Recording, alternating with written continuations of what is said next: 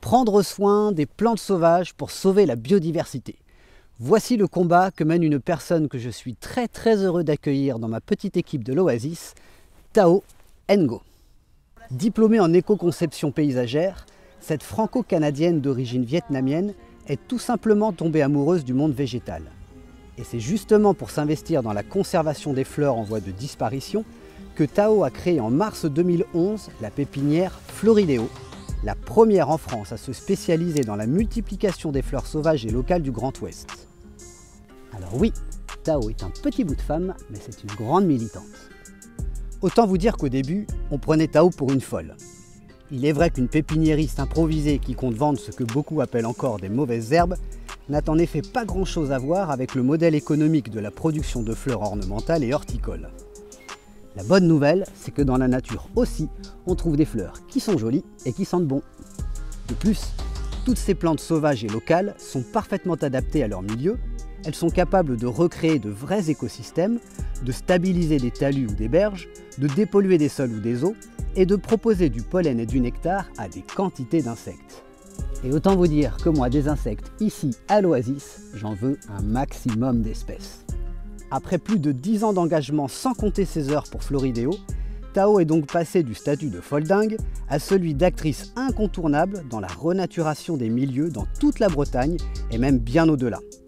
Avec son équipe de jeunes salariés, de stagiaires et de bénévoles, Thao travaille maintenant pour de nombreux professionnels du génie écologique, des collectivités territoriales, des établissements publics, des particuliers ou des scientifiques. Tout ça pour vous dire que lorsque Thao a débarqué ici à l'Oasis le 14 février 2023, ce n'était pas pour parler chiffon. J'en ai mis plein de graines de jacinthe pour que tu puisses en avoir petit à petit. Dans le mélange là, il y a la jacinthe des bois et des espèces milieu sous-bois, la mélique, tout ce qui est un petit peu, même les graminées, c'est important aussi d'en avoir les graminées de milieu sous-bois, tu vois. Et après, avec ceux, pareil, de l'azonimite, je mets vraiment quelques taches, quelques espèces fortes, quoi. Dans l'idée, c'est qu'on ne va pas faire des bandes, on va faire des taches. Donc dans l'idée, c'est pour que tout ce qu'on va semer, les jacinthes des bois, enfin toutes les espèces qui sont au milieu sous-bois, l'encolie, tout ça, ça va se propager, se grainer et puis se multiplier. Avec un outil, sans trop, voilà, comme ça on ne se coupe pas et on ne fait pas trop non plus de travaux de sol. Et du coup, avec le mélange avec le terreau, on lâche une petite poignée et on recouvre les feuilles. On tapote avec son pied et après on passe et entre les deux et comme ça, ça va se propager. Ah oui, il y a la pimprenelle, il y a le sainfoin, voilà, il y a la brise, il y a la cnossie, il y a du lin. Il y a les chrysanthèmes de moisson, il y a la geste de Nissol, il y a les lupins, j'y tiens beaucoup, j'adore les lupins. Surtout en milieu les herbes boisées comme ça, c'est joli les lupins. Et les lupins aussi, c'est son côté système racinaire et aussi son côté fabacé, c'est-à-dire l'azote, quoi. Un apport en azote, c'est un engrais vert en gros. J'ai mis la canche sépiteuse aussi, c'est une espèce qui est très chouette pour les mellifères aussi, pour tout ce qui est la faune et tout ça. C'est un graminé, mais vraiment à l'image de marque de tout ce qui est lisière boisée aussi, c'est chouette la canche.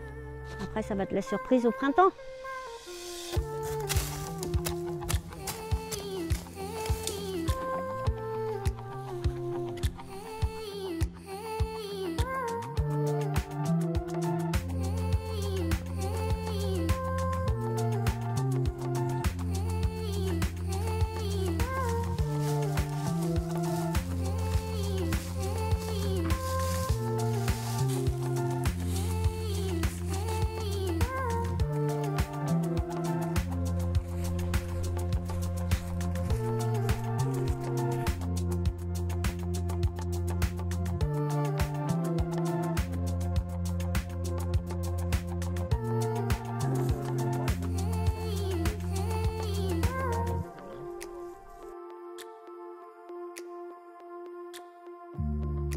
Ici, c'est la reine des prés, Eupator chandrine, l'angélique des bois,